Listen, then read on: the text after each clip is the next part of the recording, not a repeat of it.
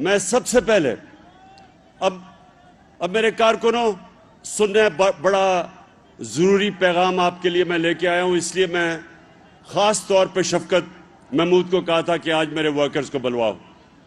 देखें, आपको सबको इलेक्शन की तैयारी करनी है। अब इंशाअल्लाह अगले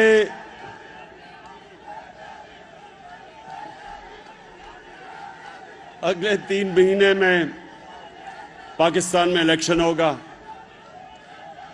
और इस बारी इलेक्शन में हम बड़ा सोच समझ के अपने नजरियाती लोगों को टिकट देंगे।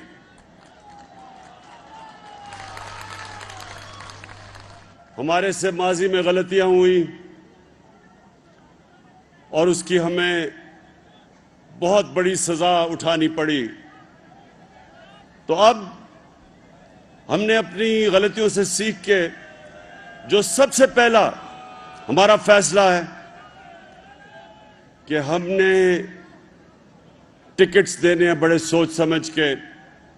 पहले तो जितने भी एमपीज यहां बैठे हैं, जिस तरह खड़े हुए हैं हमारे साथ, इंशाल्लाह सबको हम टिकट देंगे जो ये मुश्किल वक्त में हमारे साथ दिया इन्होंने।